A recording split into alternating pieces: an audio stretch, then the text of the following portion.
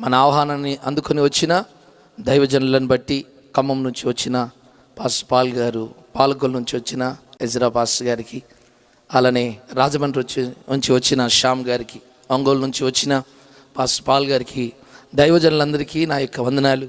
అలా జహీరాబాద్ నుంచి వచ్చిన దైవజనులకు, అమలాపురం నుంచి వచ్చిన దైవజనులకు మరి నా యొక్క వందనాలు. మన మినిస్ట్రీ తరఫున పరిచయలో ఉన్న దైవజనులందరికీ మా యొక్క వందనాలు. దేవునికి స్తోత్రం. అందరూ సంతోషంగా ఉన్నారా? హల్లెలూయా. ఒకసారి గట్టిగా హల్లెలూయా చెబుదామా? హల్లెలూయా. మరి ఈ విధంగా ఈ పరిచర్యలో పాలిభాగస్తులు కావడానికి వారు మనని ప్రేమించి, పరిచర్యను ప్రేమించి వారు మరి మన మధ్యలోకి చాలా దూరం ప్రయాణం చేసి ఇంచుమించు 700-800 కిలోమీటర్లు ప్రయాణం చేసి వారు మన మధ్యలోకి రావడం జరిగింది. దేవునికి స్తోత్రం. హల్లెలూయా. మన మధ్యలో వర్తమానమును మోసుకుని వచ్చిన దైవజనులు మరి మీకందరికీ సుపరిచితులు. మరి దైవజనులు, ప్రాణ స్నేహితులు దాసన్ గారు మీ అందరికీ తెలుసు.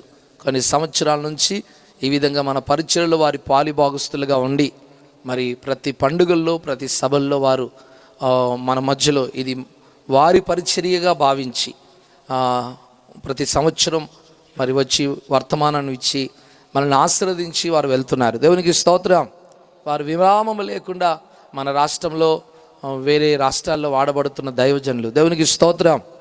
హల్లెలూయా. స్తోత్రం. హుషారుగా గట్టిగా చెప్పండి హల్లెలూయా. ఈ రాత్రి దేవుడు మన హృదయములను తెరుచునుగాక. ఒక్కొక్కరితో దేవుడు మనతో మాట్లాడునుగాక. దైవజనుల దాసన్ గారి బట్టి మరి ప్రభును స్తుతిస్తూ మరి వారికి వందనాలు చెల్లిస్తూ ఈ ప్రాముఖ్యమైన సమయాన్ని దైవజనులకు నేను అప్పగిస్తున్నాను.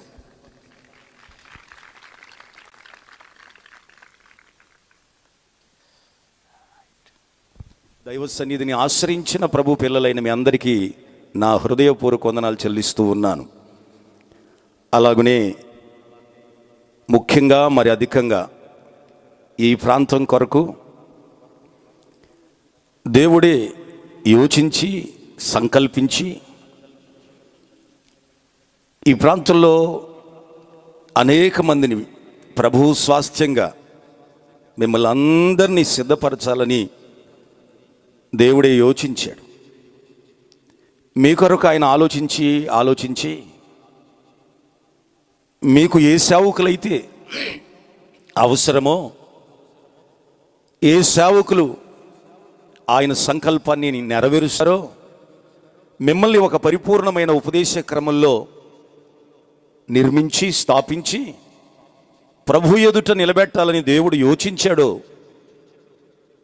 దైవ యోచనలో, దేవుని యోచనలో ఉన్న దైవ సేవకులు మే కాకుండా ఈ తెలుగు 2 రాష్ట్రాలలో బహుబలమైన పాత్రగా దేవుడే ఉపయోగిస్తూ వాడుకుంటూ ఆయన చేతిలోని పాత్రగా దైవజనులను ఆమేన్ హల్లెలూయా హల్లెలూయా. కనుక దేవుని ప్రజలారా, ఆయన రక్తంతో కడగబడిన దేవుని పిల్లలారా, మరోసారి మీకును దైవ సేవకులను, వేదిక మీద ఉన్న దైవ సేవకులందరికీ, అభిషిక్తులకు, అపోస్తులకు నా హృదయపూర్వక వందనాలు చెల్లిస్తూ ముఖ్యంగా అమ్మగారికి కూడా హల్లెలూయా. సర్వశక్తివంతుడా నా యేసయ్యా, స్తుతించేదా నిన్ను నా ప్రాణ ప్రియుడా. సర్వశక్తివంతుడా నా యేసయ్యా, స్తుతించేదా నిన్ను నా ప్రాణ ప్రియుడా. హల్లెలూయా స్తుతి హల్లెలూయా హల్లెలూయా స్తుతి హల్లెలూయా హల్లెలూయా స్తుతి హల్లెలూయా హల్లెలూయా స్తుతి హల్లెలూయా. సర్వశక్తివంతుడా నా యేసయ్యా, పాడాలి. స్తుతించేదా నిన్ను నా ప్రాణ ప్రియుడా. సర్వశక్తివంతుడా నా యేసయ్యా, స్తుతించేదా నిన్ను నా ప్రాణ ప్రియుడా. ఆమేన్ హల్లెలూయా గ్లోరీ ఆమేన్. చప్పట్లు.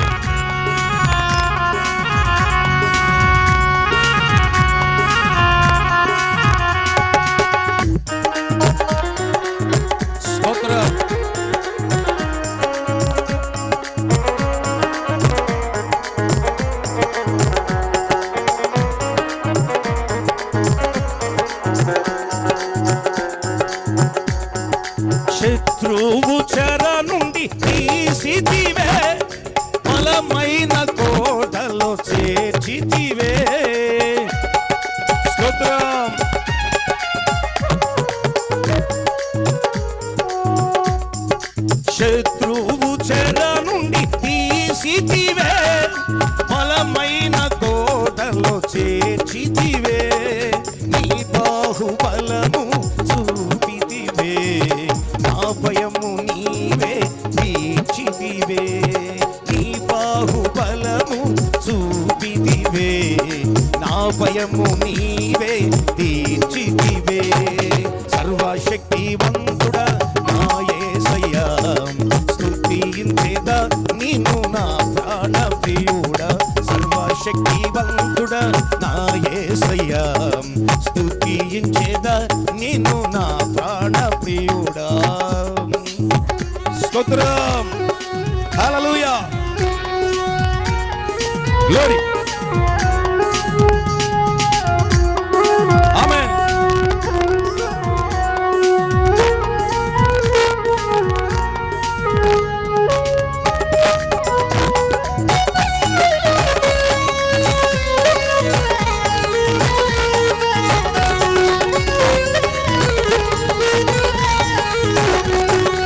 ఆత్మీయ ఫలములు ఫలింప, ఆత్మాభిషేకము నీచితివే.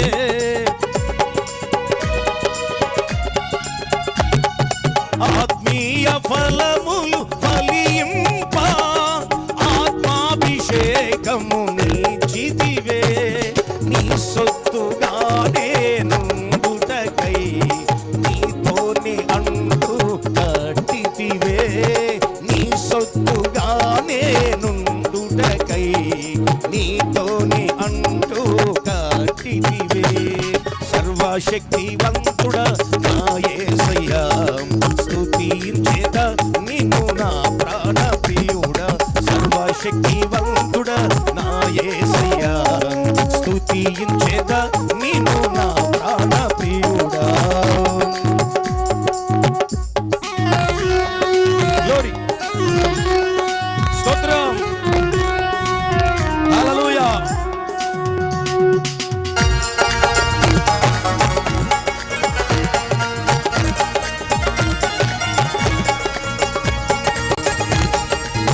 Praise the Lord.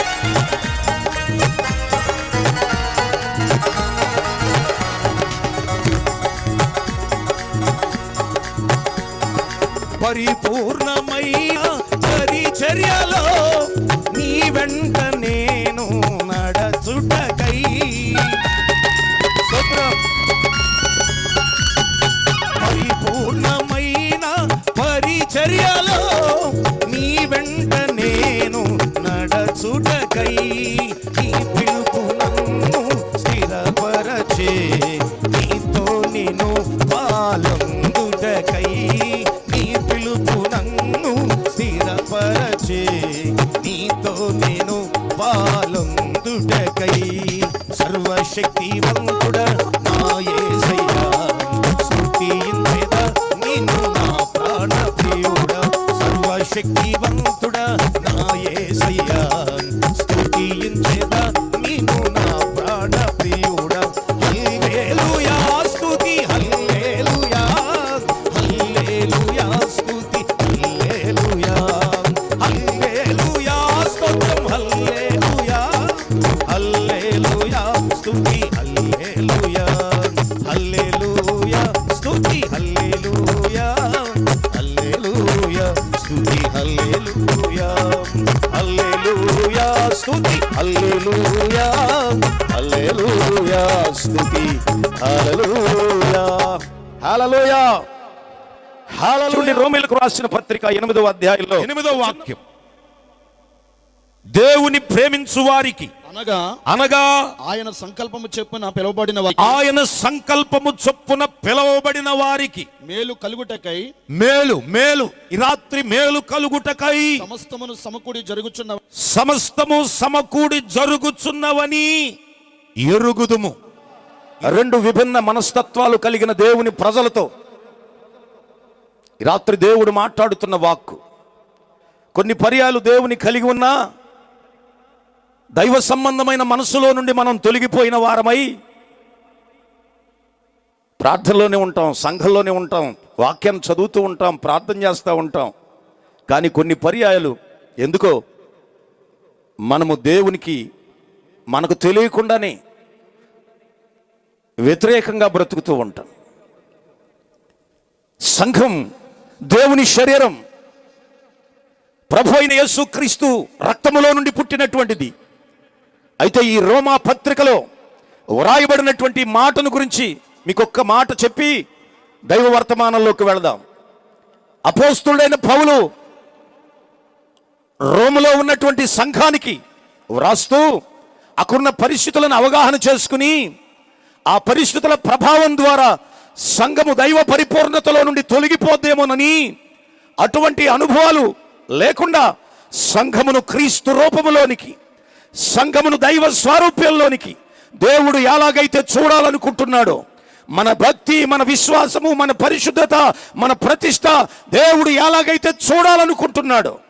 ఎందుకంటే దైవక్రమంలో ఉంటున్న కొన్ని పర్యాయాలు మనకున్న పాత అనుభవాలు మనల్ని ఏలుబడి చేస్తూ ఉంటాయి.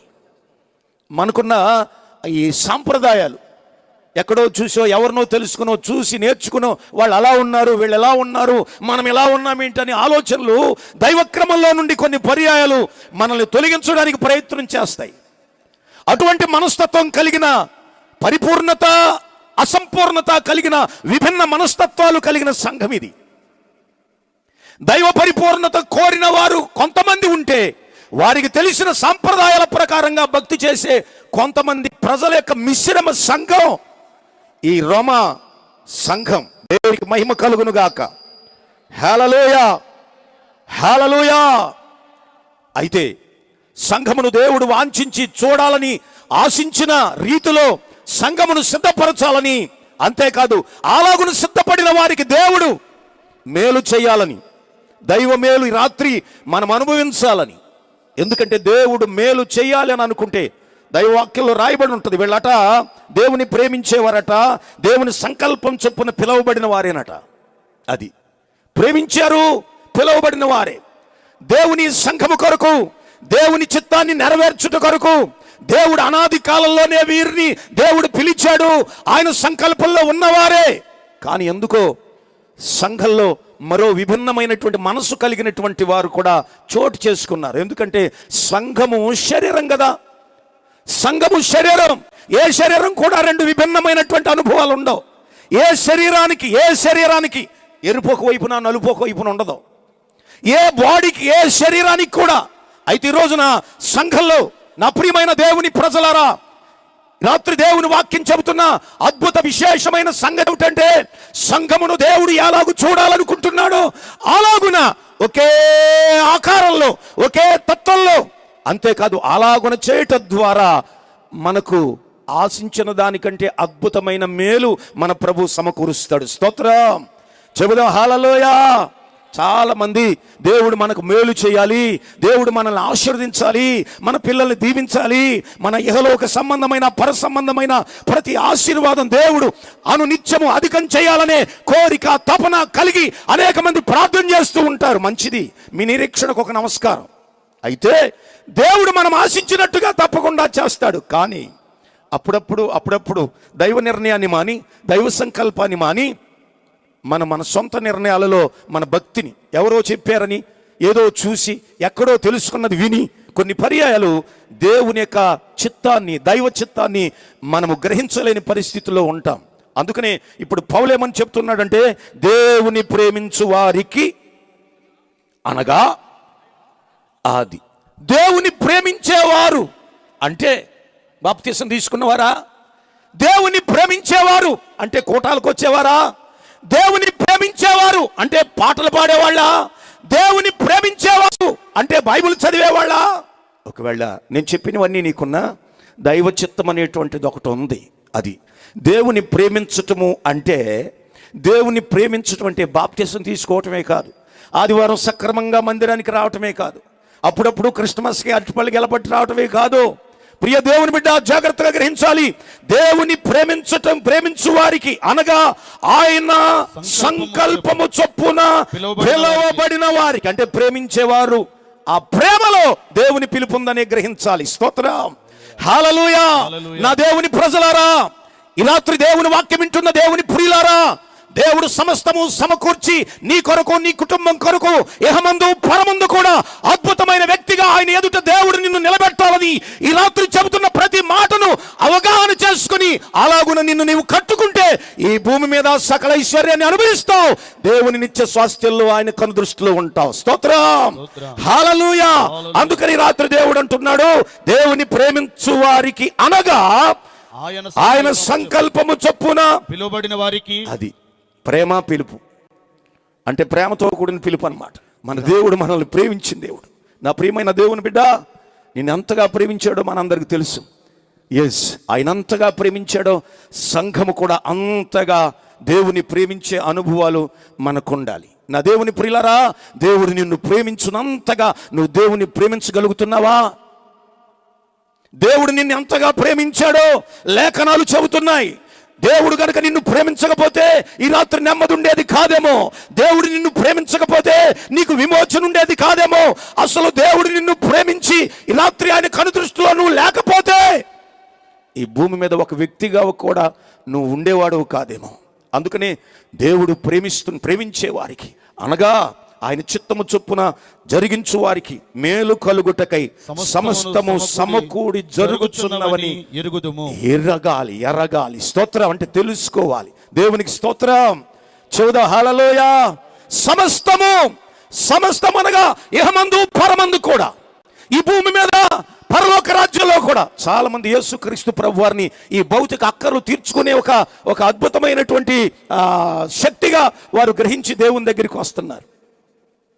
ఒకవేళ ప్రారంభపు దశ, ప్రాథమిక దశ అలాగున్నా నా ప్రియమైన దేవుని బిడ్డ, యేసు దేవుడు నీకు ఒక అద్భుతం చేయొచ్చు.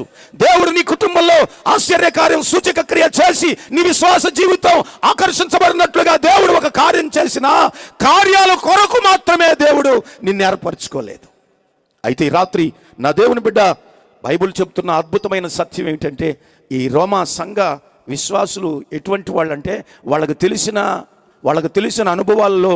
వాళ్ళకు తెలిసిన అనుభవాలలో భక్తి చేసుకుంటా వెళ్ళిపోయే ఒక జనాంగం, ఒకే చర్చిలో, ఒకే మందిరంలో, ఒకే సహవాసంలో దైవవాక్య సంబంధమైనటువంటి అనుభవాలు కలిగినటువంటి మనస్తత్వం కలిగినటువంటి వారు ఒక సమూహం.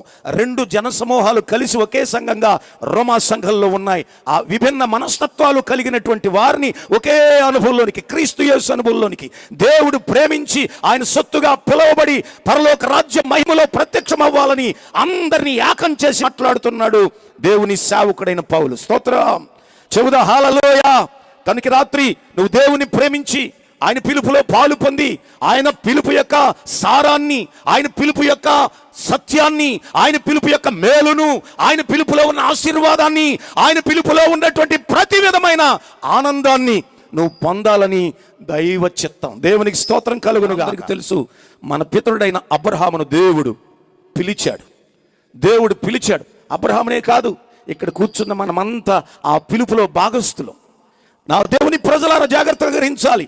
దేవుని సేవకులు, దైవజనులు ఇక్కడ కూర్చున్న వారు, మరి విశేషంగా దేవుని సేవకులైన జయరాజు గారిని దేవుడు పిలిచాడు. అయితే ఆ పిలుపులో ఎప్పుడైతే దేవుడు పిలిచాడో ఆ పిలుపులో 1000 మంది అయిన మీరు కూడా ఆ రోజునే దాచబడి ఉన్నారు. దేవునికి స్తోత్రం, హల్లెలూయా. దేవుని సేవకుని పిలిపే సంఘం, దేవుని సేవకుని పిలుపు యొక్క ఆ అనుభవమే మీరు. ఇక్కడ కూర్చున్న ప్రతి వారు, నా దేవుని బిడ్డ, నా కుమార్తె, నా కుమారుడా అని మనల్ని పిలవక్కర్లా. బైబిల్ అంటది, దేవుని సేవకుని ఎప్పుడైతే పిలిచాడో ఆ పిలుపులో సంఘము అనాది కాలంలోనే, ఎఫెసీ పత్రికలో రాయబడింది కదా, భూమికి పునాది వేయబడక మునిపే, జగత్ పునాది వేయబడక మునిపే నీ దేవుడు సేవకుని పిలుపులో నిన్ను భద్రం చేసి పెట్టాడు. చప్పలు కొడదాం గట్టిగా, హల్లెలూయా. ఈ రాత్రి ఇక్కడ కూర్చున్నావంటే దేవుని సేవకుని ఒక రోజున ఎక్కడో పని చేసుకుంటున్నా దేవుని సేవకుడైన జయరాజు గారి యొక్క పిలుపులో నీ ఉన్నావు. ఆ రోజున, ఎస్, ఆ రోజు నీ ఉన్నావు. నీ కొరకు దేవుని సేవకుని పిలిచాడు, నీ కుటుంబం కొరకు దేవుని సేవకుని పిలిచాడు. ఈ రోజున ప్రియులారా, అబ్రహామును దేవుడు పిలిచాడు అని అంటే అబ్రహాము కొరకు కాదు, అది గ్రహించాలి. దైవ సేవకులు దేవుడు పిలిచాడంటే సేవకుని కుటుంబం కొరకు కాదు, సేవకుని పిల్లల కొరకు కాదు, సంఘము కొరకు. స్తోత్రం, చెబుదా హల్లెలూయా. ఆ పిలిచిన రోజున నువ్వు అక్కడ ఆయన ఒక్కడే ఉండొచ్చు. ఆ పిలిచిన రోజున ఏ ఉద్యోగమో చేసుకుని ఉండొచ్చు. ఆ పిలిచిన రోజున ఇలాగే కోటల్లో మోకాళ్ళుని ఎవరు లేక వేదిక మీద నుండి చెబుతున్న సేవకుని మాటలు వినడానికి ఒక్కడే మోకాళ్ళ మీద ఉండి ఇలా మీకులా గడ్డిలో కూర్చుని ఉండొచ్చు. అప్పుడు ఎవరో లేకపోవచ్చు. నా కుమారుడా జైరాస్, నా కుమారుడా సేవకుడా శామ్, అబ్రహాం, ఎజ్రా అని పిలిచినప్పుడు, పాల్ అని పిలిచినప్పుడు మనం ఒంటరిగా ఉండొచ్చు. కానీ ఆ పిలుపు వేల మందికి సంబంధించినటువంటిది. స్తోత్రం, హల్లెలూయా. అబ్రహామును దేవుడు తన కొరకు పిలవలేదు. అబ్రహామును దేవుడు సర్వలోకంలో ఉన్న విశ్వాస సంబంధమైన ప్రతి విశ్వాసి కొరకు ఆనాడు అబ్రహామును దేవుడు పిలిచాడు. స్తోత్రం, హల్లెలూయా. కనుక రోజున నా దేవుని ప్రియులారా, బైబిల్ చెబుతున్న సత్యం, అబ్రహామును దేవుడు పిలిచాడు, అబ్రహాము దేవుని ప్రేమించాడు. అందుకనే ఆ పిలుపులో ఉన్నటువంటి శక్తి, ప్రభావం, ఎప్పుడు ఏది కావాలో, శ్రమలో ఏది కావాలో, కన్యలలో ఏది కావాలో, ఇబ్బందుల్లో ఏది కావాలో, సంతోషంలో ఏది కావాలో, పిల్లలు ఎప్పుడు కావాలో, ధనం ఎప్పుడు ఇవ్వాలో, ఆరోగ్యం ఎప్పుడు ఇవ్వాలో, భార్యకి ఎప్పుడు పిల్లలు పుట్టించాలో, అన్ని సకాలంలో దేవునికి అనుకూలమైన సమయంలో దేవుడే యోచించి మర్చిపోయినా గుర్తు చేసి దేవుడు అబ్రహామును ఆశీర్వదిస్తూ వచ్చాడు. స్తోత్రం, హల్లెలూయా, ప్రైజ్ ద లార్డ్, హల్లెలూయా. దేవుని ప్రేమించడం నీ వంతు అయితే గ్రహించాలి. ఇప్పుడు ఇస్సాకు పెరిగి పెద్దవాడై వివాహమైంది. తన తండ్రి స్వాస్థ్యం మీద తాను ఒక గొప్ప మహిమ కలిగిన తండ్రి ఏ క్రమం అయితే నేర్పాడు, తండ్రి ఏ భక్తి అయితే నేర్పాడు, తండ్రి ఏదైతే అనుభవించమని దేవుని కొరకు ఏదైతే చెప్పాడో అదే క్రమంలో తనకు కట్టుకున్న భార్య, తన పిల్లలు, తన పరివారు, తనకున్నటువంటి సామ్రాజ్యం అంతటికి దైవ క్రమాలు నేర్పుతూ వస్తున్నాడు. స్తోత్రం, హల్లెలూయా, హల్లెలూయా. నా ప్రియమైన దేవుని బిడ్డలారా, జాగ్రత్తగా గ్రహించాలి. అబ్రహాము ద్వారా విశ్వాస సంబంధమైన జీవితం ఒక పరిపూర్ణతలోనికి వస్తే దాని కొనసాగింపు ఇస్సాకు ద్వారా దేవుడు జరిగించాలని. అయితే ఇస్సాకు కూడా తండ్రికి మించినటువంటి అనుభవం, తండ్రికి మించినటువంటి బాధ్యత, తండ్రికి మించినటువంటి, తండ్రి ఏ పునాది మీద అయితే కట్టాడో, తండ్రి ఏ పునాది అయితే నేర్పాడో దాని మీద శ్రమలో ఉన్నప్పుడు ఏ విశ్వాసం కలిగి ఉండాలో, సంతోషంలో ఉన్నప్పుడు విశ్వాస సంబంధమైనటువంటి కొనసాగింపు ఎలాగుండాలో అన్నిటినీ నేర్పుతూ వచ్చాడు అబ్రహాము. అది నేర్చుకున్నాడు ఇస్సాకు. పెరుగుతున్నాడు, పెద్దవాడయ్యాడు, ఏ లోటు ఇబ్బంది లేదు. అలా జరుగుతున్న క్రమంలో ఒక రోజున అతడు నివసించే ప్రాంతానికి కరువు వచ్చింది. అబ్రహాము దినాల్లో కూడా ఒక కరువు వచ్చింది. జాగ్రత్తగా ఈ మాటలు వినండి. ఇస్సాకు దినాల్లో ఓ భయంకరమైన కరువు వచ్చింది. ఓ భయంకరమైన కరువు.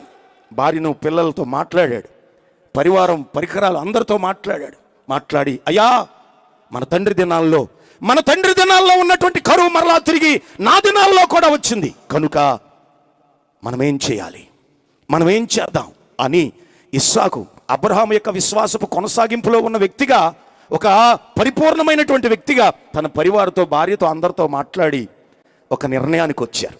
ఎందుకంటే మన తండ్రి అయిన అబ్రహాము దినాల్లో కూడా కరువు వస్తే అతడు తన పరివారం తీసుకుని ఐగుప్తుకు వెళ్ళాడు. కరువు నుండి రక్షించబడినట్లు మరలా తిరిగి ఆ కరువు అయిపోయిన తర్వాత దేవుడు ఎక్కడికి వెళ్ళమంటే అక్కడికి వెళ్ళాడు మన తండ్రి. కనుక మనము కూడా కరువును తప్పించుకొనుటకు, కరువులో మనము లేమిని పొందకుండా ఈ కరువు నుండి కాపాడబట్టుటకు మనం అందరం కలిసి ఐగుప్తుకు వెళదామన్నాడు. దేవునికి స్తోత్రం, హల్లెలూయా, హల్లెలూయా. సాగిపోతున్నాడండి. అందరిని బయలుదేరగొట్టాడు. భార్యను, పిల్లల్ని అందరినీ సిద్ధపరిచాడు. పరివారం సిద్ధపడ్డారు. గొడ్లు, గోధులు, అన్ని గొర్రెలు, సమస్త సమూహము కలిసి ప్రయాణమై వెళుతున్నారు. వెళుతూ వెళ్ళే సమయంలో దైవ ప్రత్యక్షత కలుగుతోంది. స్తోత్రం. దేవుడు కనబడుతున్నాడు, దేవుడు మాట్లాడుతున్నాడు. ఐజాక్,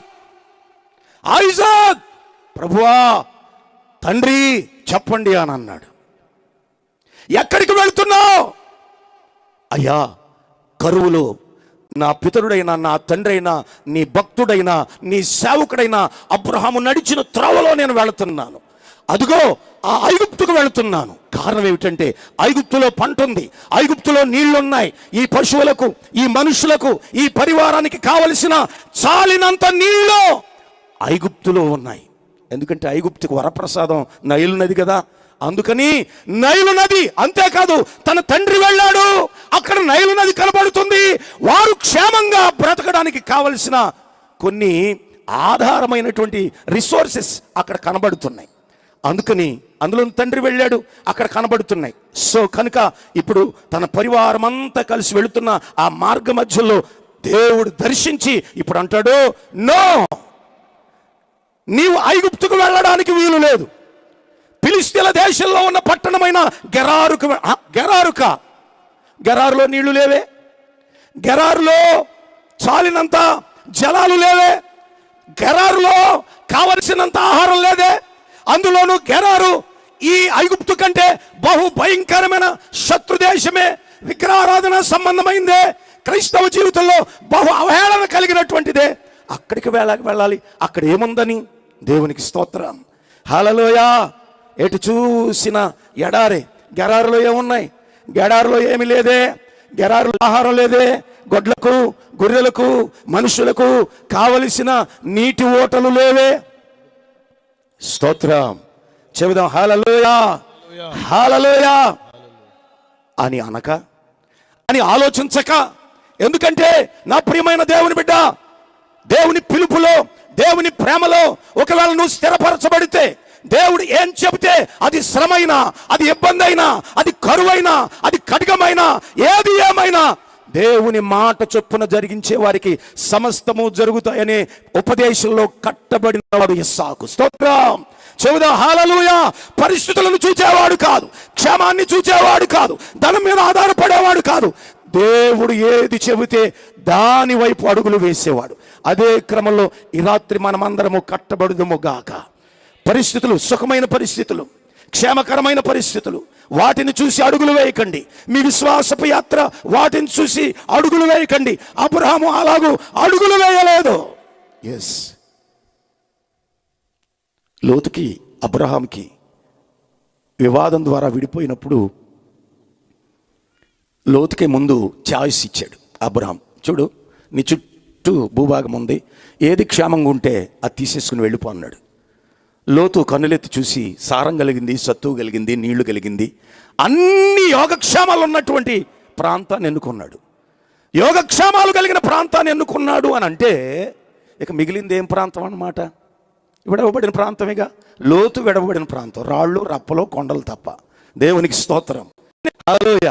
అయితే అబ్రహాం ఏమాత్రము నిరసనలక, ఏమాత్రము ఆ డౌట్ పడక, లోతు తీసే ఆశీర్వాదము, నీళ్లు, జలలు, విస్తారమైన పంట కలిగిందంతా లోతు తీసేసుకున్న తర్వాత మిగిలిన రాళ్ళు, రొప్పలు, తొప్పలు కలిగిన చోటకు వెళుతున్నాడు. కారణం ఏంటంటే అబ్రహాముకు తెలుసు, రాళ్ళు, రొప్పలు కలిగినటువంటి స్థలాన్ని దేవుడు అద్భుతమైన జలలు కలిగిన సారవంతమైన భూమిగా చేయగలడని దేవునికి, అబ్రహాముకు తెలుసు. అదే ఫెయిత్, అదే విశ్వాసము రాళ్లను వజ్రాలుగా చేయగలడు, రాళ్లను రత్నాలుగా చేయగలడు, ఎడారిని ఏదేనుగా చేయగలడు. తాను అడుగుపెట్టిన ప్రతి చోట పరిస్థితులను మార్చే దేవుడు నాకున్నాడు గనుక భౌతికమైన వాటి మీద నా మనసు పడదు అని అనుకునే పునాది మీద కట్టబడినవాడు, అదే పునాదిలోంచి పుట్టినోడు. దేవునికి స్తోత్రం, హల్లెలూయా. కనుక ఇప్పుడు ఇస్సాకు తన పరివారాన్ని తీసుకుని గెరారుకు బయలుదేరుతున్నాడు. ఎస్, గెరారుకు బయలుదేరుతున్నాడు. అతడు వెళ్ళాలనుకున్నది ఐగుప్తుకి. కొంత దూరం వచ్చిన తర్వాత దేవుడు మాట్లాడితే మార్గాన్ని మార్చేసి, దేవునికి స్తోత్రం, హల్లెలూయా, మార్గాన్ని మార్చి, దేవుని మాటకు విలువిచ్చి తన ప్రయాణాన్ని, తన మార్గాన్ని, ఏ మార్గంలో వెళ్తే క్షేమంగా ఉండదు, ఏ మార్గంలో వెళ్తే తను సమృద్ధిగా ఉంటాడు, ఏ మార్గంలో వెళ్తే తాను క్షేమంగా ఉంటాడో సమస్తము దేవునికి తెలుసు కనుక బహుశా ఈ పక్కనున్న వెనకాల ఉన్న దాసులు అనుకుని ఉంటారేమో, ఇదేమరా బాబు, గెరారులో ఏముంటాయి, అందులో అది ఎవరి దేశం? ఫిలిష్తీయుల దేశం. భయంకరమైన మనుషులు, ఆడవాళ్ళు చూస్తే వదిలిపెట్టరు, చాలా భయంకరమైన పరిస్థితులు కలిగినటువంటి పట్టణం ఇది, ఈ గెరారుకు వెళ్ళమంటాడేంటి అని వెనకాల గుసగుసలు ఆడుకున్నా ఇస్సాకుకు తెలుసు. దేవునికి స్తోత్రం, హల్లెలూయా. బహుశా నేను అనుకుంటాను ఇస్సాకుని అడుగుంటారు కదా, ఇస్సాకుని అడుగుంటారు, అయ్యా ఇస్సాకు గారు అక్కడ పెట్టండి, అక్కడ పెట్టండి. ఇస్సాకు గారు, ఐజాక్ గారు ఏంటి మీరు మరి గెరారుకు బయలుదేరి వెళ్ళిపోతున్నారేమి? గెరారులో ఏమి లేవే, నీళ్లు లేవు, వాళ్ళే భయంకరమైన కరువు, వాళ్ళే భయంకరమైన పరిస్థితులు అనుభవిస్తూ ఉంటే మమ్మల్ని అందరినీ గెరారుకు తీసుకెళ్తున్నారు, గెరారులో ఎటు చూసినా ఏమీ కనబడట్లేదే అని ఇస్సాకుని అడిగితే ఇస్సాకు ఏమంటాడో తెలుసా? రే బాబు, జాగ్రత్తగా వినండి. మన ప్రభు అయిన యేసుక్రీస్తు మన కొరకు దాచినవి మన కంటికి కనబడవు, అవి భూమిలో నిగప్తమై దాచబడి ఉన్నాయి. మనం అక్కడికి వెళ్ళిన తర్వాత దేవుడు ప్రత్యక్షం చేస్తాడు. అందుకనే ఆయన నియమించిన వారి కొరకై దాచి ఉంచిన మేలు కంటికి కనబడదట, దాచి ఉందట. స్తోత్రం. నీళ్లు పైకి లేకపోయినా జాగ్రత్తగా గ్రహించాలి. ఈ గెరారులో నీళ్లు పైకి లేకపోయినా, గెరారు ప్రజలు దాహంతో అలమటిస్తూ ఉన్నా, ఇస్సాకుకు మాత్రం జలల కలిగిన ఓటలు పైన లేవండి, పైన లేవు, దాచబడి ఉన్నాయి. స్తోత్రం. నా దేవుని ప్రియులారా, ఈ మొదటి రాత్రి దేవుని వాక్యం వింటున్న దేవుని ప్రియులారా, ఒకవేళ విశ్వాస సంబంధమైన బలమైన వ్యక్తిగా దేవుని కొరకు నీవు అడుగులు వేస్తున్నప్పుడు నీ ఎదుట దీవెన కనపడకపోవచ్చు, నీ దేవుని ఆశీర్వాదం కనపడకపోవచ్చు, ఎటు చూసినా సహాయం కనపడకపోవచ్చు, కానీ దేవుని మాటలోనే సమస్తము దాచబడి ఉన్నాయని సత్యాన్ని ఎరిగిన వాడు ఇస్సాకు. స్తోత్రం. హల్లెలూయా. yes, వాస్తవం అండి, యథార్థం. నా ప్రియ దేవుని బిడ్డ, ఇస్సాకుకు తెలుసు. వాళ్ళందరికీ సమాధానం చెప్తున్నాడు. వెళదాం, దేవుడు చెప్పాడు కనుక వెళదాం, తప్పకుండా అక్కడికి వెళదాం. అక్కడ కనపడుద్ది దేవుని ప్రత్యక్షత, దేవుని మేలు, దేవుడు మన కొరకు దాచి ఉంచిన మేలు అక్కడికి వెళ్ళిన తర్వాత కనపడుద్ది. ఒకవేళ మీకు ఎండమావులు కనపడొచ్చు, ఎండిపోయిన నేల కనపడొచ్చు, ఎండిపోయిన చెట్లు కనపడొచ్చు, కానీ ఉపరితలంలో కనబడుతున్నటువంటి పరిస్థితులు వేరు. మన కొరకు దేవుడు దాచి ఉంచిన జీవ జలపు ఓటలు వేరు. దేవునికి స్తోత్రం. హల్లెలూయా. చెబుదామా హల్లెలూయా. దేవుడు చెప్పినట్టుగానే ఎడారిలోకి వెళ్ళిపోయారు. దేవుడు చెప్పినట్టుగానే ఆ నీళ్లు లేని ప్రాంతంలోనికి వెళ్ళిపోయారు. వెళ్ళి గుడారాలు వేసుకున్నారు, పశువుల పాకలు వేశారు. అంతే కదా, పరివారు ఎక్కడ గుడారాలు అక్కడే, ఎక్కడ గుడారాలు అక్కడ చక్కగా కట్టి ఎవరి గుడారాల్లో వాళ్ళు ఉన్నారు. అయితే నా ప్రియమైన దేవుని బిడ్డలారా, జాగ్రత్తగా గ్రహించాలి. అంత బాగానే ఉంది, అంత క్షేమంగానే ఉంది. గొర్రెలు వచ్చాయి, గేదెలు వచ్చాయి, గొడ్లు వచ్చాయి, మనుషులు వచ్చారు, పరివారం వచ్చారు, భార్య, ఇద్దరు కొడుకులు అందరూ వచ్చేసారు, గుడారాలు వేసుకున్నారు. మరి నీళ్ళేయి, తాగడానికి నీళ్ళేయి, కడుపు నింపుకోవడానికి నీళ్ళేయి. అయితే ఇస్సాకు తన పరివారాన్ని పిలిచి అంటాడు, అయ్యా ఇదిగో ఈ ప్రాంతంలో మన తండ్రి గతంలో కొన్ని బావులు తవ్వించాడు, అవి పూడ్చబడి ఉన్నాయి. దేవుని వాక్యం చెప్తున్న అద్భుతమైన సత్యం. మన తండ్రి అంటే ఇప్పుడు ఇస్సాకు యొక్క ఆలోచన ఏమిటో తెలుసా? తన సొంత ఆలోచనలు కాకుండా తండ్రి ఏదైతే పునాది వేశాడో ఆ పునాదిని మరలా తిరిగి ప్రత్యక్షం చేయాలనే కొడుకు పుట్టాడు. స్తోత్రం. హల్లెలూయా. వేరు బావులు కాక, వేరు ఆలోచనలు కాక, వేరే మినిస్ట్రీ కాక, వేరే తలంపులు కాక, వేరుబాటు లేదా ఏర్పాటువాదం కాక, తన తండ్రి గెరారులో ఏ బావులైతే ఉంచాడో, శత్రువు వేటినైతే పూర్తి చేశాడో వాటిని తవ్వండి అంటున్నాడు. స్తోత్రం. అయ్యా ఆ పాత బావులు ఎందుకయ్యా, ఆ పాత నూతులు ఎందుకయ్యా, పూర్తి చేశారు కదయ్యా. కాదు, పూడ్చకపోయినా నా తండ్రి ఒక పునాది వేశాడు. ఏ పునాది మీద అయితే మనల్ని కట్టాడో, ఏ ప్రార్థనలు అయితే మనల్ని కట్టాడో, ఏ విశ్వాసం మీద అయితే కట్టాడో అదే విశ్వాసాన్ని మరలా తిరిగి తవ్వుదాం. స్తోత్రం. అదే పునాదిని ఈ రోజున ప్రియ దేవుని బిడ్డ, చాలా మంది విశ్వాసులు దేవుని సముఖంలో, దేవుని క్రమంలో, దేవుని ఉపదేశంలో సేవకులు వేసే పునాదిని తమంతట తామే పూడ్చుకుని మరో పునాదులు లేదా మరో బావులు తవ్వుకుంటున్నారు. ఎస్, నా ప్రియ దేవుని బిడ్డ, ఇస్సాకు అటువంటి వాడు కాదు. అందుకే నేను నమ్ముతున్నాను, నేను విశ్వసిస్తున్నాను, ఈ మినిస్ట్రీలో దేవుని సేవకుని ద్వారా ఏ బావులైతే తవ్వారో అదే బావుల క్రమాన్ని, అదే అనుభవాన్ని తండ్రి ఏదైతే నేర్పాడో, తండ్రి ఏదైతే క్రమాన్ని చెప్పాడో, తండ్రి ఏ ఉపదేశం అయితే చెప్పాడో దాని కొరకే మనం సాగిపోదాం. స్తోత్రం. చెబుదాం హల్లెలూయా. ఇస్సాకు దగ్గర బలం ఉంది, ఇస్సాకు దగ్గర పనివారు ఉన్నారు, ఇస్సాకు దగ్గర పరికరాలు ఉన్నాయి, పలుగులు ఉన్నాయి, పారలు ఉన్నాయి, అన్నీ ఉండవలసిన సామాగ్రి, శక్తి అంతా ఉంది కదని సొంత పెత్తనం చేయట్లేదండి, ఉంది కదా అని సొంత ఆలోచన చేయట్లేదు. నా తండ్రి స్తోత్రం.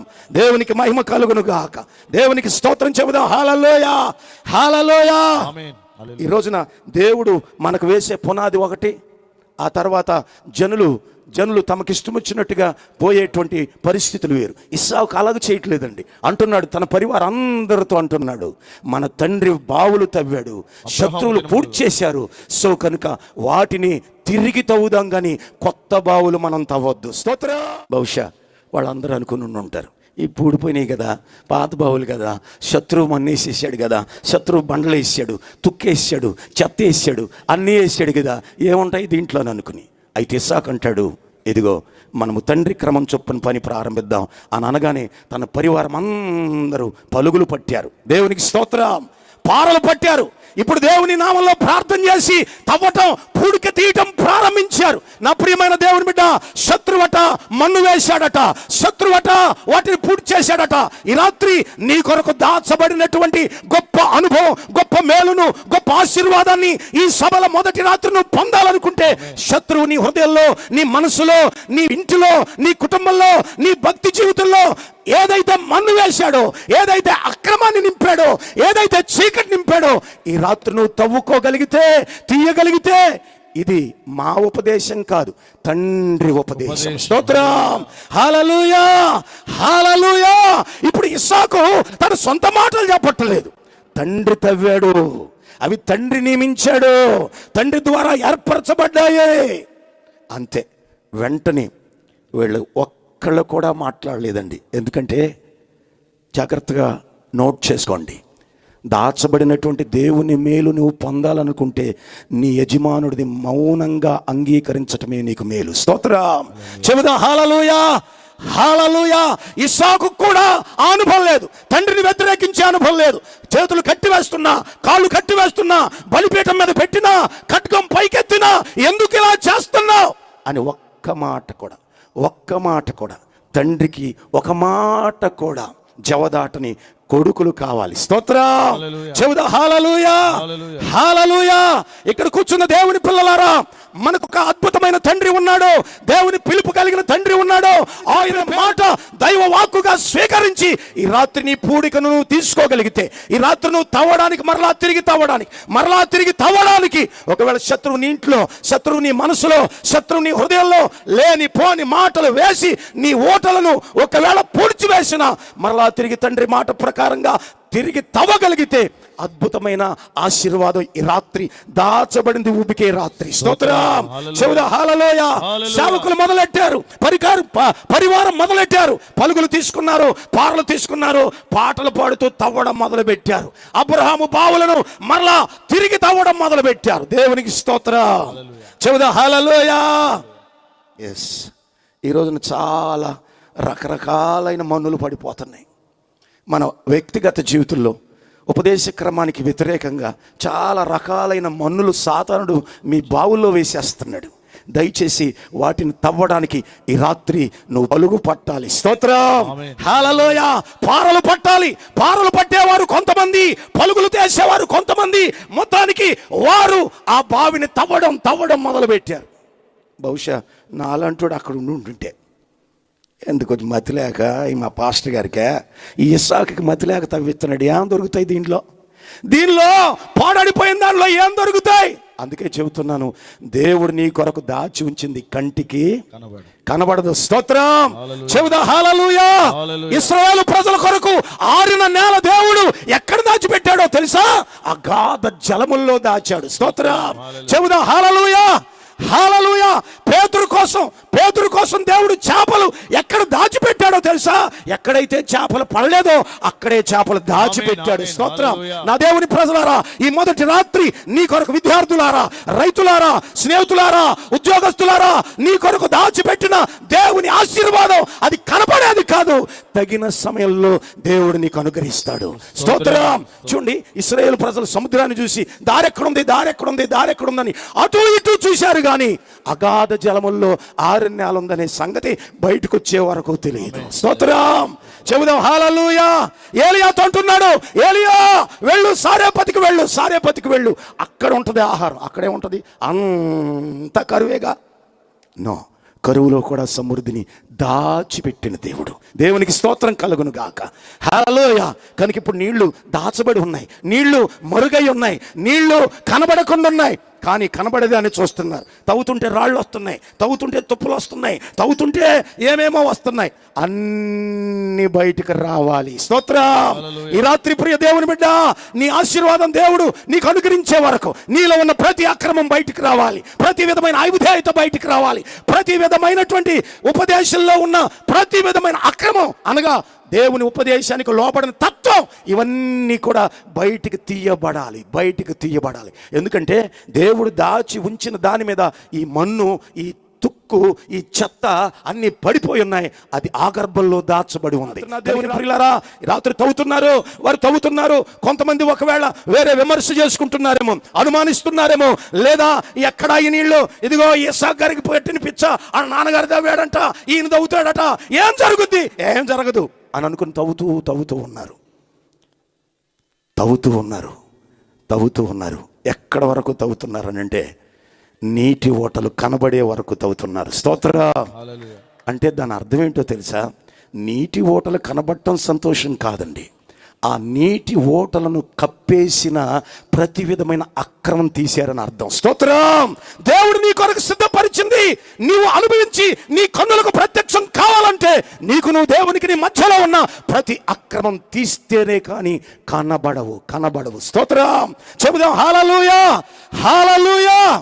రైట్. ఇక ఎప్పుడైతే అతుక్కుపోయిందో, చెత్తపోయిందో, కంప్లీట్గా శుభ్రమైపోయిందో, పరిపూర్ణమైపోయిందో, వెంటనే నీళ్లు ఉబుకుతున్నాయి. వాళ్ళందరూ వారి పితరుడైన అబ్రహామును జ్ఞాపకం చేసుకుంటున్నారు. స్తోత్రం. అయ్యా ఇస్సాకయ్యా, అయ్యా యజమానుడా, నీళ్లు దొరికాయి, నీళ్లు కనబడ్డాయి. ఎక్కడ? తండ్రి బావిలో. దేవునికి స్తోత్రం. ఓ చిన్న మాట చెప్పనా?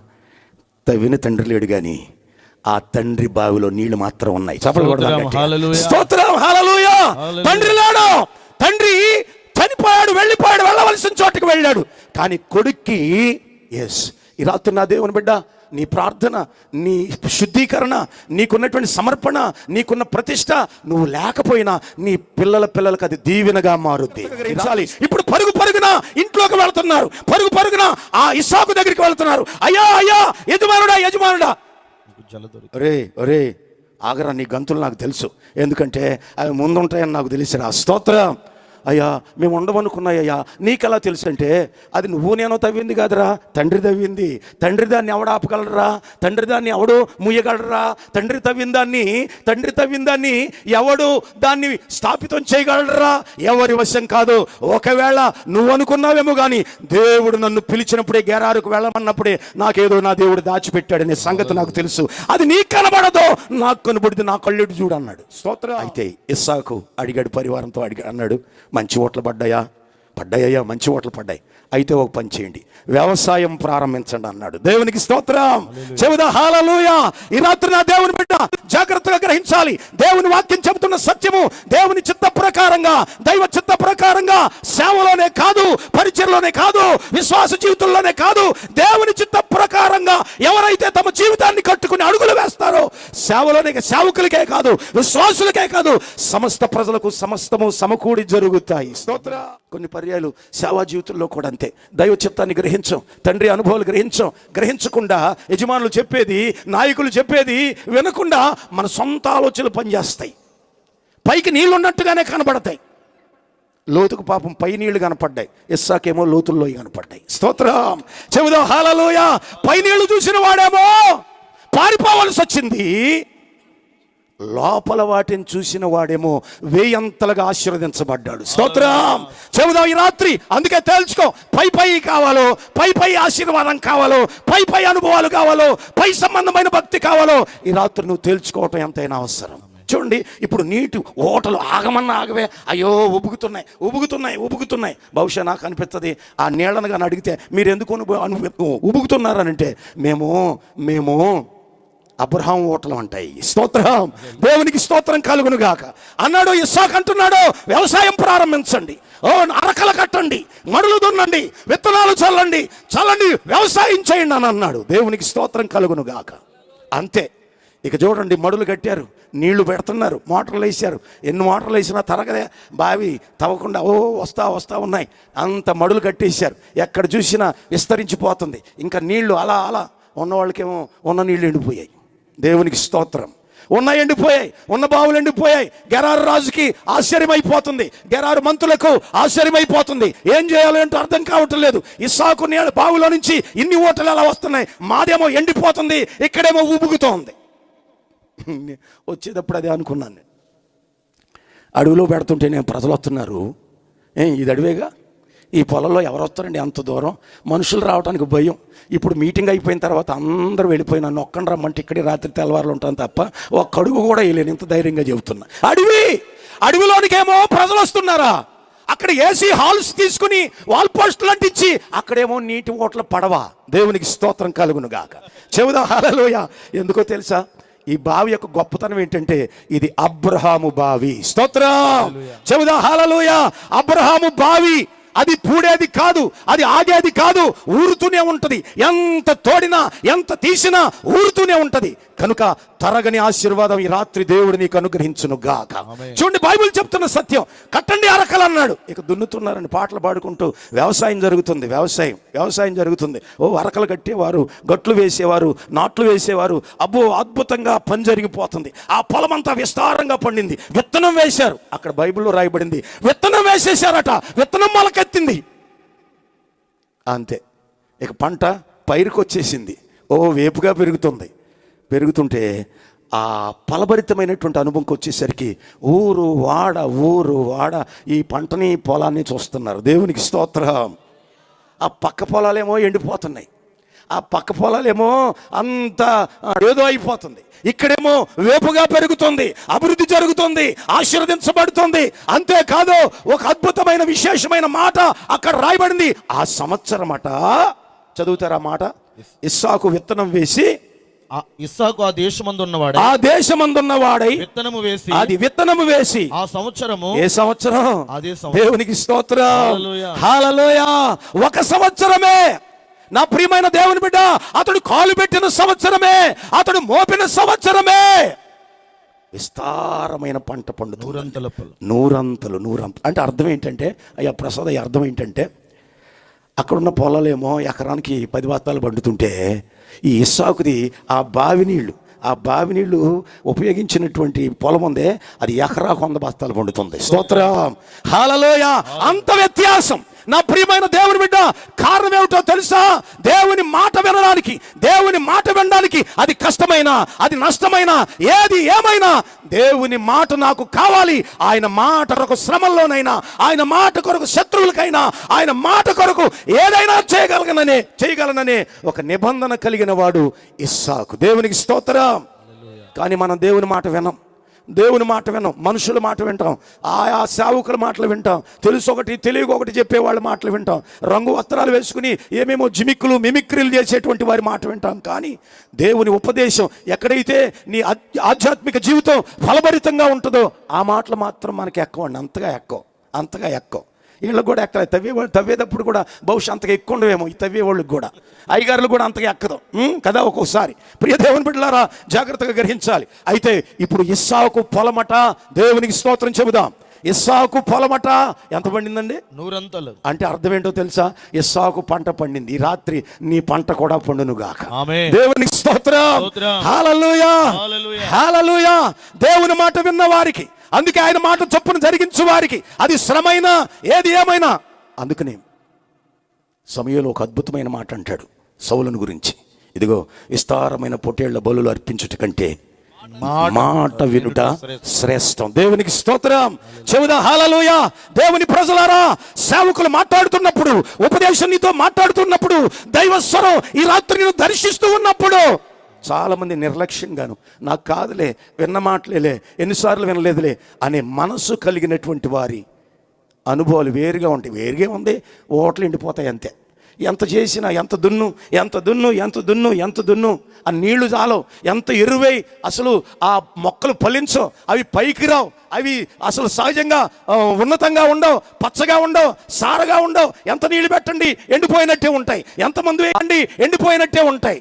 ఈ రాత్రి దేవుడు నీకు మరుగైన దీవెన దాచిపెట్టాడు, మరుగైన ఆశీర్వాదాన్ని నీ కొరకు. విస్తారమైన పంట, నీ పంట పండి, అంతేకాదు నీవు 100 దీవించబడి, 100 నీ కుటుంబం దీవించబడే ఒక గొప్ప ఆశీర్వాదం దేవుడు నీకు ఇవ్వబోతున్నాడు.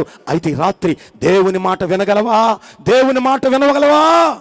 అదే చెప్తుంది మరియమ్మ. ఆయన మాటేనండి అంది, నా మాట కాదు, ఆయన మాటేనండి అంది. ఆయన మాట అంటే ఏమైందో తెలుసు కదా, నీళ్ళే ద్రాక్షరసంగా మారిపోయాయి. దేవునికి స్తోత్రం. ఆయనే మారక్కర్లా, ఆయనే మార్చక్కర్లా, ఆయనే సెలవివ్వక్కర్లా. నీళ్ళ ద్రాక్షరసంగా మారండి అని అనక్కర్లా.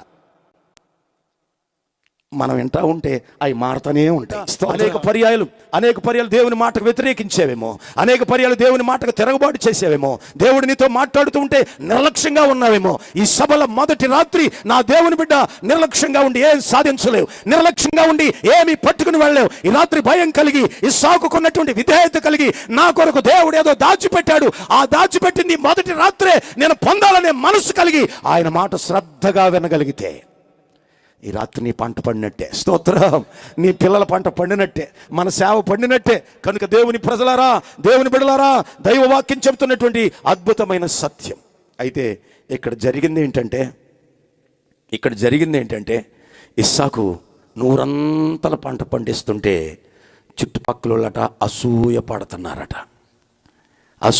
పడుతున్నారు. అంటే అభివృద్ధి ఎక్కడ ఉంటుందో దాని పక్కనే ఏముంటుంది, అది రెండు కవల పిల్లలు అన్నమాట. వాస్తవం. అభివృద్ధి ఎక్కడైతే ఉంటుందో, ఎస్, నువ్వు అభివృద్ధి చెందితే నీ పక్కింటోళ్ళే వార్చలేరు. నువ్వు అభివృద్ధి చెందితే నీతో ఉద్యోగం చేసేవాళ్ళు, నీ పార్ట్నర్సే నిన్ను ఎలాగ ముంచేయాలని ఆలోచన చేస్తుంటాడు. పైకి బ్రదర్ అంటాడు. అంతే. చాలా మంది అభివృద్ధి చెందేటప్పుడు జాగ్రత్త. నా ప్రియ దేవుని బిడ్డ, అభివృద్ధి చెందుతూ ఉన్నప్పుడు అసూయ పరులు మనకుండడం మేలేమో. స్తోత్రం. చెబుదాం హల్లెలూయా, హల్లెలూయా. ఎస్. నాకు తెలిసిన ఈ 20 సంవత్సరాల స్నేహ జీవితంలో, సేవా జీవితంలో ఈ పరిచర్య ఎంతగా అభివృద్ధి చెందుతుందంటే అసూయపడేవారు ఉన్నారని అర్థం. అందుకని నా దేవుని ప్రియులారా, బైబిల్ చెబుతున్న అద్భుతమైన సత్యం ఏమిటంటే, ఎప్పుడైతే ఇస్సాకు ఓటర్లు అద్భుతంగా ప్రసాదయ్య గారు జాగ్రత్త, మీ ఊర్లో కూడా మీరు అభివృద్ధి చెందుతున్నారు కనుక అసూయ పరులు ఉంటారు. అయ్యలారా, అసూయ పరులు చూసి మనం బాధపడనక్కర్లేదు. అయ్యలారా, మనం పిలుపు కలిగిన వారం, ప్రతిష్ట కలిగిన వారం కనుక అసూయ పడిన ప్రజలను చూసి సంతోషించటం మనం మంచిది. స్తోత్రం. వారి ఆశీర్వాదం కొరకు ప్రార్థన చేయటం మంచిది. చేతనైతే వారిని ప్రేమించటం కూడా మంచిది. ఎస్, వాస్తవం అండి. మన చేతి ముద్దలు తిన్న వారే మన మీద పడగిప్పుతారు. అప్పుడప్పుడు నేను బాగా చెబుతూ ఉంటానండి కర్ర గురించి, మోషే కర్ర గురించి. మోషే చేతిలో కర్ర ఉందట. దేవుడు పిలిచేటప్పుడు మోసెస్ అయ్యా చిత్తనాయన అన్నాడు. నీ చేతిలో ఏముందన్నాడు. నా కర్ర, నా చేతి కర్ర, గొర్రెలు కాచుకునే కర్ర, నాకు ఆధారమైన కర్ర, నా గొర్రెలకు మేతిచ్చే కర్ర, నా కర్ర, నాకు అండైన కర్ర. ఏదైనా పాము వస్తే, ఏదైనా క్రూర జంతువు వస్తే నేను కొట్టే కర్ర చేతి కర్ర అన్నాడు. నీదేనా? నాది, నాకు ఆధారం, నాకు అండ, నా కొండ, నా ధైర్యం, నాకు అది, నాకు ఇది అన్నాడు. ఏదో నన్ను ఒకసారి కింద అన్నాడు. ఏమైంది? పామైంది. పాముని చూసి భయపడిపోతున్నాడు. అంటే ఇప్పుడు అండగా ఉన్నవాడే పాము అయ్యాడు అనమాట. స్తోత్రం. హల్లెలూయా. ఇప్పుడు బుసలు కొడుతుంది, కసిదేరా కాటేయాలని. కాటు ఎక్కడిది? చేతిలోదే కాటేస్తుందా? వేస్తదే. దేవునికి స్తోత్రం కలుగును గాక. హల్లెలూయా. చేతిలో దాన్ని చూసే తరవబట్టం మేలు. నువ్వు మహానాయకుడుగా మార్చబడాలంటే నేను తరిమేవారు కూడా ఉండాలి. స్తోత్రం. చెబుదాం హల్లెలూయా. చెప్పాలి హల్లెలూయా. ఎస్. అప్పుడు దేవుడు అంటాడు, మోసెస్ భయపడిపోయి పారిపోతున్నావేంటి? అది నీ చేతిలో కర్ర కదా. నా చేతిలో కర్రయ్యా, కానీ నా మీద పడగిప్పిందయ్యా. నన్ను ఆశనాన్ని కోరుతుందయ్యా, నన్ను కసిదీర కాటేయాలనుకుంటుందయ్యా. నా చేతిలోది ఇలా మారుతుందని అనుకోలేదయ్యా. స్తోత్రం. హల్లెలూయా. నిజమే కదా? నిజమేంటి? వాస్తవం. అయితే ఓ పని చెయ్యి. నీ మీద బొస్సకొట్టింది కదా, బొస్సకొట్టింది. నీ మీద పడగలేపింది కదా, లేపింది. ఓ పని చెయ్యి. ఏం చేయమంటావు? తలకాయ చెత్తకొట్టేయమంటావా? కర్ర తీసుకుని దాన్ని చంపుకో, దాన్ని పట్టుకో అన్నాడు. దాన్ని పట్టుకో. ఏంటది? పట్టుకోనా? పావుని ఎవడన్నా పట్టుకునేవాడు ఉంటాడా? స్తోత్రం. హల్లెలూయా. అయ్యా, అది పామైనా పట్టుకో అయ్యా. స్తోత్రం. చంపక దాన్ని కొట్టకో, దాన్ని చంపేయకో, దాన్ని తల చెత. ఏమంటున్నావు దేవా? నువ్వే కదా ఆదాముతో ఏమన్నావు? సర్పమా నువ్వు మడి మీద కరుస్తావు, మానవుడేమో నీ తలచ అన్న నువ్వే సంపొద్దు అంటావేంటి, పట్టుకోమంటావేంటి? అయినా పట్టుకుంటే అది ఊరుకుంటుందా? స్తోత్రం. నేను చెప్పాను కదా చెయ్యి అన్నాడు దేవుడు. సరేని పట్టుకోబోతుంటే ఏమన్నాడు తెలుసా? మోజెస్ ఏం మళ్ళీ ఏం చెబుతాను అన్నాడు. నువ్వు పట్టుకోవాల్సింది తలకాయ కాదు, తోక పట్టుకున్నాడు. తోక పట్టుకుంటే ఊరుకుంటారా? అదేం పిలుపయ్యా బాబు. స్తోత్రం చెబుదాం. హల్లెలూయా, హల్లెలూయా. అంటే జాగ్రత్తగా వినాలి. నీ మీద, నీ కుటుంబం మీద, నీ పరిచయం మీద ఎవరైతే పడగిప్పారో వారి బలమంతా ఒక రోజున తోకగా మారిపోతాయి. స్తోత్రం చెబుదాం. హల్లెలూయా. ఇప్పుడు పడగిప్పావేమో, ఇప్పుడు బొసలు కొడుతున్నావేమో, ఇప్పుడు నాశనాన్ని కోరుతున్నావేమో, ఇప్పుడు ఒకవేళ నా ప్రియ దేవుని బిడ్డ ఈ అభివృద్ధిని అడ్డుకోవాలనుకుంటున్నావేమో, నీ తల కాస్త తోగ్గా మారిపోవటం వాస్తవం. అంటే అర్థం ఏంటంటే, ఇప్పుడు తోకను పట్టుకోమన్నాడు కదా, నేను పట్టుకోమన్నాడు దేవుడు. దేవుడే అన్నాడుగా, దేవుడే చెప్పాడు తోక పట్టుకోమన్నాడు. అంటే అర్థం ఏంటంటే, దీని అర్థం ఏంటంటే, ఇదిగో నువ్వు తోకను పట్టుకుంటే తలకాయ కిందకు అవుతుంది, తలేమో పైకి అవుద్ది, తలకేమో కిందకు అవుతుంది. కనుక నీ మీద పడగి విప్పే ప్రతి శక్తిని, ప్రతి వ్యక్తిని వాళ్ళ జీవితాలే తారుమారు తల్లకిందులు చేస్తున్నాయా, కొట్టు చప్పట్లు అన్నాడు. దేవునికి స్తోత్రం. హల్లెలూయా. కనుక ఇస్సాకు రోజున అభివృద్ధి చెందుతూ ఉంటే అసూయ పరులు, ఓహో అభివృద్ధి అసూయ రెండు కవలపిల్లలు అనిపించింది అది చదవగానే నాకు. రైట్, మంచిది. కనుక ఇప్పుడు అసూయ పరులుంటే బాధపడకు, అసూయ పరులుంటే కన్నీళ్లు కార్చుకు, వారి గురించి కుమిలిపోకు, వారు చేసే నష్టాన్ని గురించి పొరపాటున భయపడుకో. కారణం ఏమనగా నీ కళ్ళెదరకుండానే ఎవరైతే పడగ విప్పారో, ఎవరైతే నాశనాన్ని కోరుతున్నారో, ఎవరైతే అసూయపడి ఈ బావులను పూడ్చేయాలనుకుంటున్నారో వారి స్థితి అంతా ఒక రోజున తల్ల కిందులే. స్తోత్రం చెబుదాం. హల్లెలూయా. చూడండి, అసూయపడి ఏం చేశారు చెప్పండి కదా, ఏం చేశారు? పూడి చేయటం మొదలెట్టారు, మొన్నేయటం మొదలుపెట్టారు. కొందరు అంతేనండి, అసూయపరులు కొందరు అంతే, ఎంటెంటకే తిరుగుతూ ఉంటారు. విశ్వాసులు పాస్టర్ గారికి మంచిగా ఎవరుంటారు, కుడిభుజంగా ఎవరుంటారో వాళ్ళ దగ్గరికి కొడతా ఉంటారు. మీ పాస్టర్ గారు నిన్ను వాడుకుంటాడు కానీ ఏం చేయడు. ఇదే ఈ రోజున ప్రియమైన దేవుని బిడ్డ జాగ్రత్తగా గ్రహించాలి. మనకు చేసేది సేవకుడు కాదు, దేవుడు చేయగలడు. స్తోత్రం. సేవకుడు చేసేది ఏమిటో తెలుసా? నీ కొరకు, నీ కుటుంబం కొరకు వెలుగెత్తి ప్రభు వైపు చూచి ప్రార్థన చేయటం అయిన పని. స్తోత్రం కలుగును గాక. హల్లెలూయా. చెబుదామా హల్లెలూయా. ఈ రోజున ప్రియులారా, శత్రువులు వచ్చేట ఈ దొంగోళ్ళు ఉంటారు కదా, దొంగోళ్ళు పగలంతా ఏమంటున్నారు తెలుసా? ఇస్సాకు గారు స్తోత్రం అండి, భలే ఉన్నాయి, కొంచెం నీ చేనిండిపోతుంది కానీ నీళ్ళు ఇవ్వకూడదు అని పగలంటారు, రాత్రి వెళ్ళి మొన్నేసేస్తారు. పూడి చేస్తున్నారు. శత్రువులట, అసూయపరులు పూడ్చి వేశారట. స్తోత్రం. హల్లెలూయా. ఎలా క్రమక్రమంగా జలాలు కలిగింది, ఓటలు కలిగింది, దేవుడిచ్చింది, తన తండ్రి ప్రారంభించింది, వీరు మరలా తిరిగి పునః ప్రారంభించింది. పూడిపోయింది, చెయ్యి జారిపోయింది. ఇస్సాకు దగ్గరికి వచ్చారు. అయ్యా ఇస్సాకో ఐజాకో మన బావిని పూడ్చి చేశారయ్యా. పూడ్చినోడు ఎవడో నాకు తెలిసి లేపేయమంటావా అనలా. స్తోత్రం చెబుదాం. హల్లెలూయా. మన బావిని పూడ్చినోడు ఎవడో నాకు తెలుసు, మన బావికి నష్టాన్ని కలిగి చేసినోడు ఎవడో తెలుసు. ప్రభువా ఆ నేసైన ఆయన అని ప్రార్థన చేయట్లే. ఇప్పుడు అంటున్నాడు ఇస్సాకు, అంటున్నాడు తండ్రి మనసు కలిగినోడు కదా, అయ్యా శత్రులు పూడ్చి చేశారా అయితే పని చేయండి. ఏం చేయమంటావు అన్నారు. ఇంకో బావుదామండి అన్నాడు. స్తోత్రం. హల్లెలూయా. ముగిస్తాను వినండి. ఏంటి ఇంకో బావి తవ్వాలా? ఆ బావిని పూడిస్తే, ఆ బావిని కూడా పూడిస్తే ఏం చేస్తావు? ఇంకోటి తవ్వుదాం. చప్పట్లు కొడదాం గట్టిగా. హల్లెలూయా. అంటే ఇస్సాకు యొక్క స్వభావం ఏంటంటే జాగ్రత్త, శత్రువు పూడ్చే పనిలో వాళ్ళుంటే ఇస్సాకు తవ్వే పనిలో ఉన్నాడు. స్తోత్రం చెబుదాం. హల్లెలూయా. నువ్వు తవ్వే వ్యక్తిగా ఉండవు, పూడ్చే వ్యక్తిగా ఉండకు. ఎస్, ఓ మాట చెప్తాను రాసుకోండి.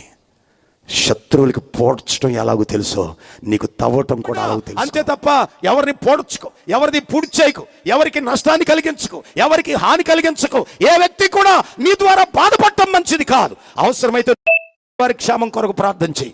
దేవుని వాక్యం చెప్తున్న సత్యం ఇది. ఇస్సాకు అంటాడు అయ్యలారా, వాళ్ళకు పూడ్చడం తెలుసేమో, మనకు తవ్వటం తెలుసు. దేవునికి స్తోత్రం. హల్లెలూయా.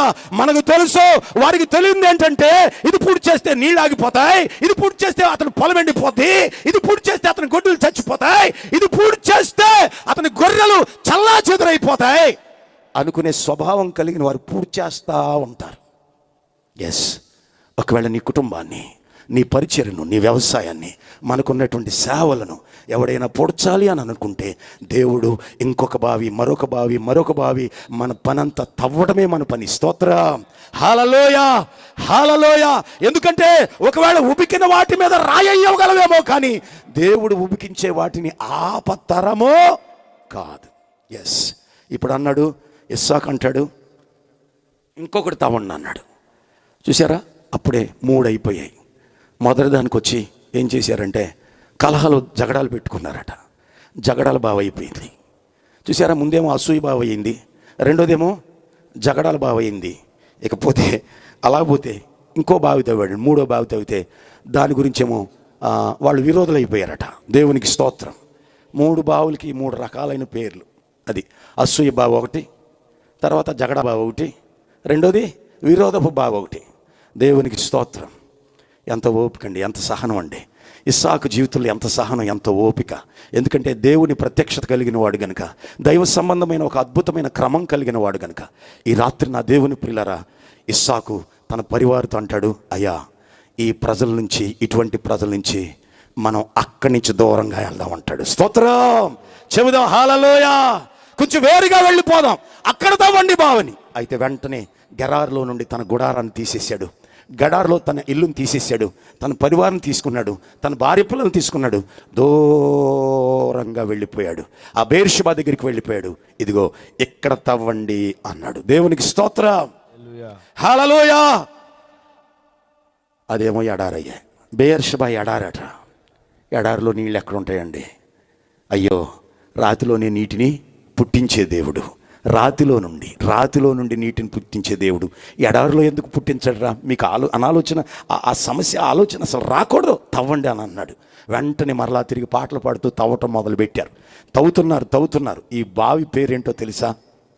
వేరైన బావి. దేవునికి స్తోత్రం, హల్లెలూయా.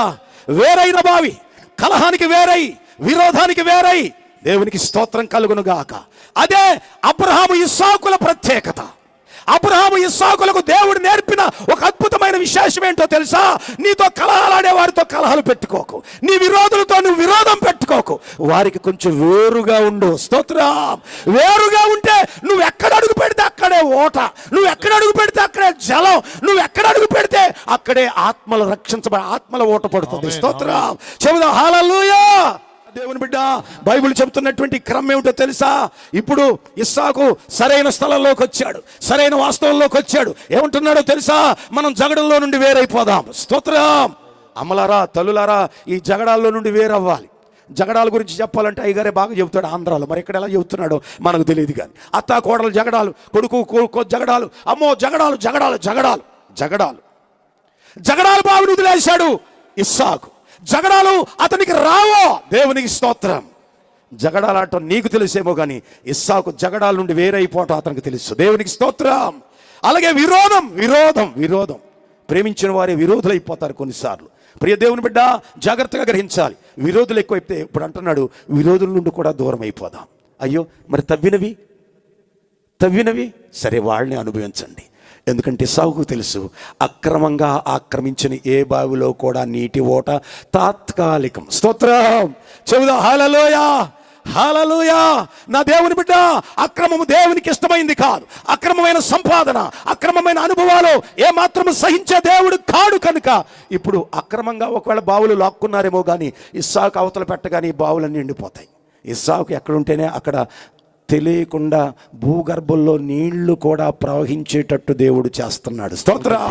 ఏమిటంటే, నా కుమారుడా, నీకు తెలియకుండానే నీవు అడుగు పెట్టే ప్రతి స్థలంలో నీకు తెలియకుండా నీతో పాటు నీటి ఓటలు కూడా వెంబడిస్తాయి. స్తోత్రం, చెబుదా హల్లెలూయా, హల్లెలూయా. బెయేర్షెబా అరణ్యంలో ఓటలేంటి? ఓటలు నేనంటాను భూగర్భంలో లేవో. ఇస్సాకు మంచి భక్తి జీవితంలోనే ఓటలు దాచిపెట్టేశాడు. ఇస్సాకు ప్రార్థనలో దాచిపెట్టేశాడు దేవుడు. ఇస్సాకు పిలుపులో ఉన్నాయి, ఇస్సాకు ప్రతిష్టలో ఉన్నాయి. అందుకనే నేను అంటాను, తండ్రి ప్రతిష్ట చాలా ప్రాముఖ్యం. దేవునికి స్తోత్రం.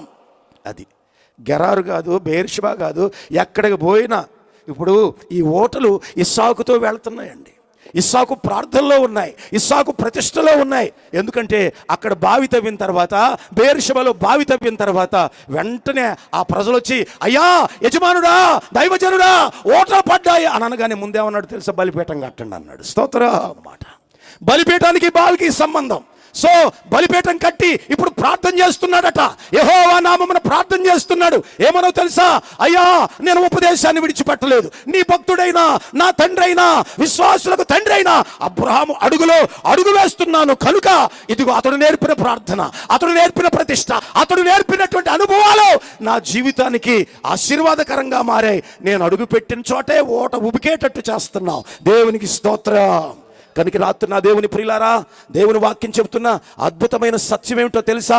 దైవలేఖనాల్లో రాయబడినటువంటి నగ్న సత్యం ఏమిటో తెలుసా? ఈ రాత్రి ప్రార్థించే ఒక గొప్ప అభిషేకం నీకు అనుగ్రహించగలిగితే, నువ్వు కలిగి ఉంటే, ఆ ప్రార్థనే నీ ఆశీర్వాదాన్ని దాచబడిన నీ కొరకు, నీ కుటుంబం కొరకు, అనగా భౌతిక ఆధ్యాత్మిక జీవితంలో దేవుడు దాచి ఉంచిన ప్రతి ఆశీర్వాదం ఈ సభల మొదటి రాత్రే బహిర్గతమై ఉబికడి ఓటవలే నీ కన్నుల ఎదుట, నీ ఇంటి ద్వారాన్న తప్పకుండా ప్రభు ప్రత్యక్షమయ్యేటట్టుగా దేవుడు చేయునుగా. ఈ రాత్రి ఈ రెండు విషయాలు జ్ఞాపకం చేసుకోవాలి. మొదటి విషయం ఏమిటంటే, దేవుడు చెప్పింది చేయడానికి ఇస్సాకు, అబ్రహాం అదే నేర్చుకున్నాడు, ఇస్సాకు కూడా అదే నేర్పాడు. దేవుడు ఎక్కడికి వెళ్ళమంటే అక్కడికి వెళ్తాడు, ఏది చేయమంటే అది చేస్తాడు. దేవుడు చెప్పింది, వద్దు ఐగుప్తుకు వద్దు, నీళ్లు కనబడినా, ఓటలున్నా, నైలు నది ఉన్నా, ఏది ఉన్నా అక్కడికి వెళ్ళకు అంటే మానేసి, అనగా దేవుని నిర్ణయానికి, దేవుని మాటకి. ఈ రాత్రి నా దేవుని పిల్లలారా, దైవ నిర్ణయానికి కట్టుబడి ఉన్నావా?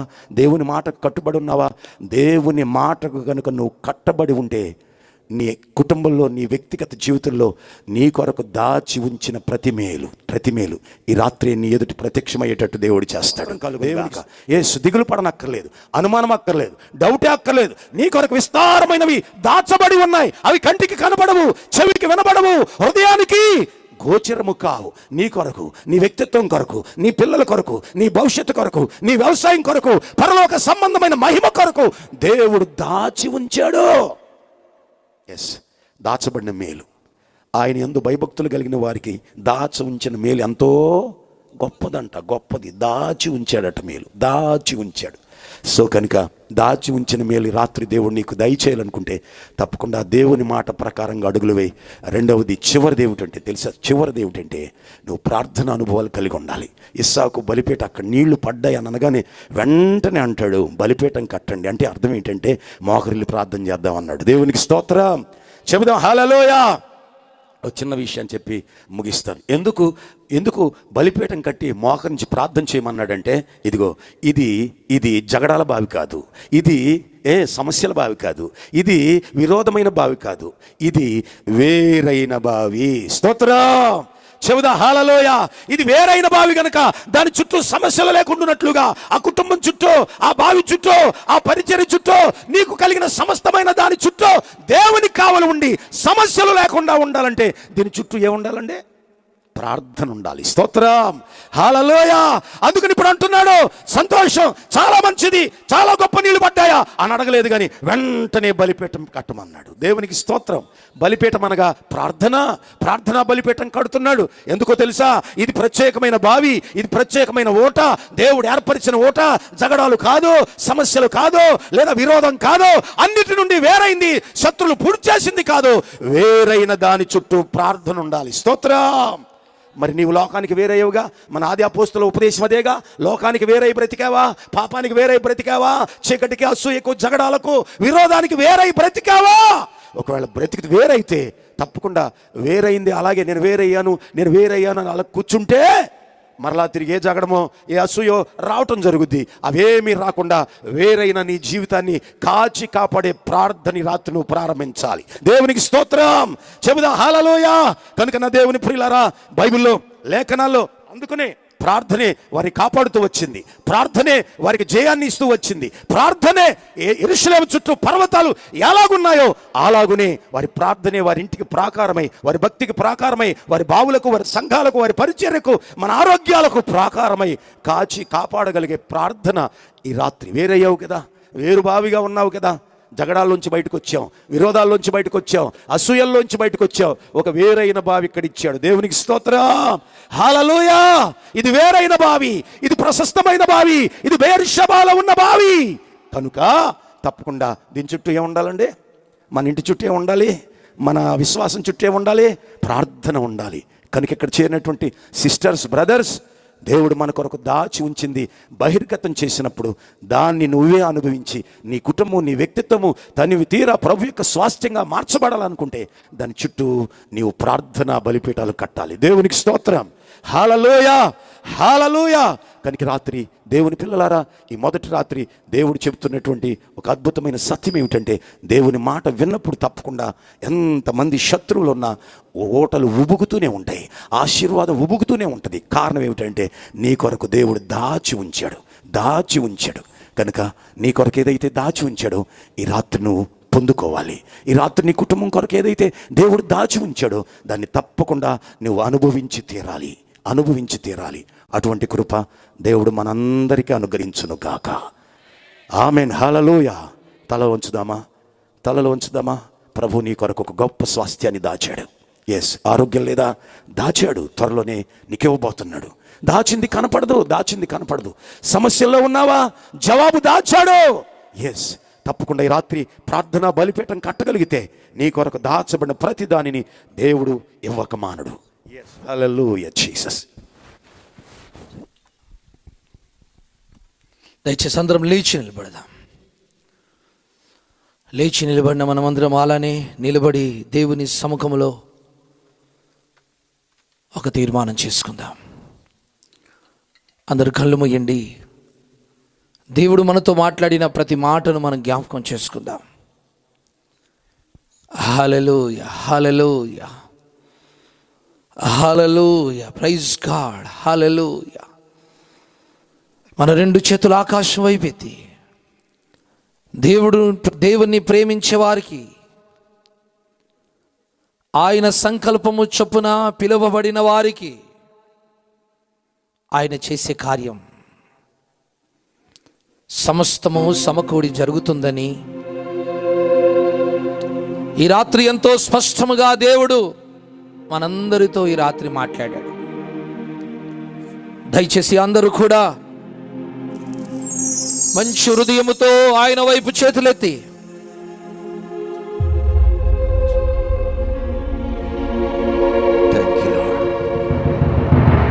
ఎంతో కాలంగా నీ అంతరంగంలో దోబూచులాడుతున్నటువంటి సందిగ్ధం, ఎంతకాలం నేను భక్తి చేసిన నా జీవితంలో ఏమాత్రం కూడా మేలు చూడలేకపోతున్నాను, ఆశీర్వాదాన్ని చూడలేకపోతున్నాను. అయ్యో, దేవుని సన్నిధికి క్రమంగా వెళ్తున్నాను, నాకు తోసిన కానుకలు సమర్పిస్తున్నాను, కానీ నా జీవితంలో మేలు చూడలేకపోతున్నాను. కానీ నీకు అర్థం కానిది రాత్రి దేవుడు ఎంతో అద్భుతంగా బయలుపరిచారు. ఆయన చెప్పింది నువ్వు చేయడం లేదు. ఆయన చెప్పింది నువ్వు చేయగలిగితే ఆయన నీ నిమిత్తం దాసి ఉంచిన మేలు అద్భుతంగా, ఆశ్చర్యకరంగా చేయగలిగిన సమర్థుడు, శక్తిమంతుడు.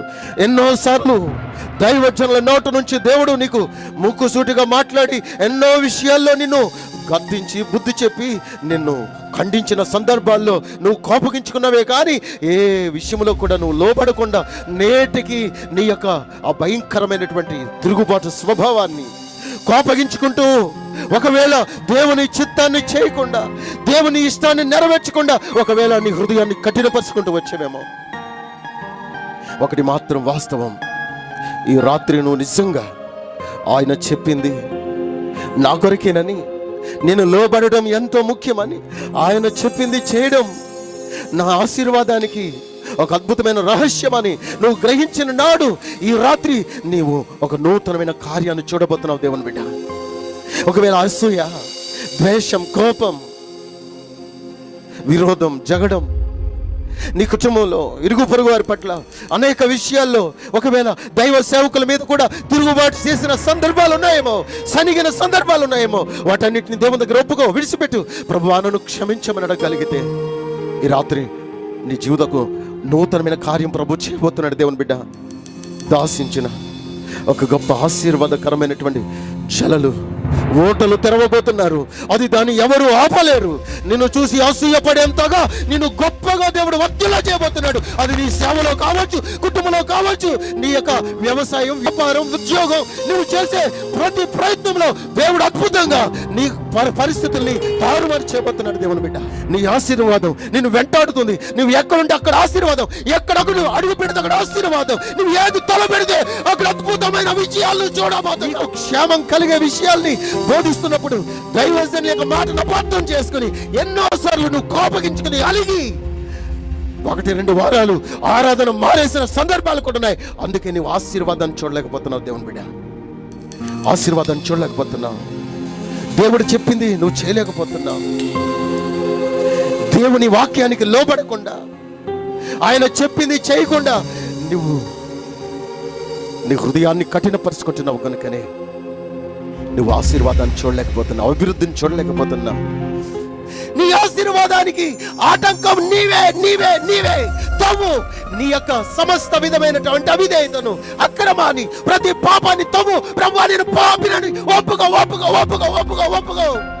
అతిక్రమములు దాసిపెట్టువాడు వర్ధిల్లడు, వాటిని ఒప్పుకొని విడిచిపెట్టువాడు కనికరం పొందును. దేవుని కనికరం నీ మీదకి వచ్చిన రోజున నీ ఆశీర్వాదాన్ని ఎవ్వరూ ఆపలేరు, నీ అభివృద్ధిని ఎవరు ఆపలేరు.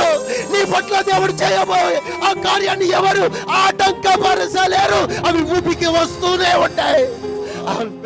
లోబడని అల్లని స్వభావమే నాకు ఆటంకం వచ్చి మీ వాక్యానికి లోబడకుండా, మీ చిత్తానికి లోబడకుండా ప్రభువా, అయ్యా నా ఆశీర్వాదాన్ని అడ్డుకుంటుంది. అయ్యా ఈ రాత్రి నన్ను దర్శించు ప్రభువా, నన్ను దర్శించవునైనా, నాతో మాట్లాడా ప్రభువా. మీకు స్తోత్రమయ్యా, స్తోత్రమయ్యా. స్తోత్రం కలిగి లోకానికి వేరై, పాపానికి వేరై, ఈ లోక సంబంధమైనటువంటి ప్రతి విధమైన అన్యాచార సంబంధమైనటువంటి ఆచారాలకు వేరై ప్రభు కొరకు నమ్మకంగా జీవించడానికి ఒక ఖచ్చితమైన తీర్మానం చేసుకోగలిగితే నీ ఆశీర్వాదం ఈ రోజు, ఈ రాత్రే ప్రారంభించబడుతుంది.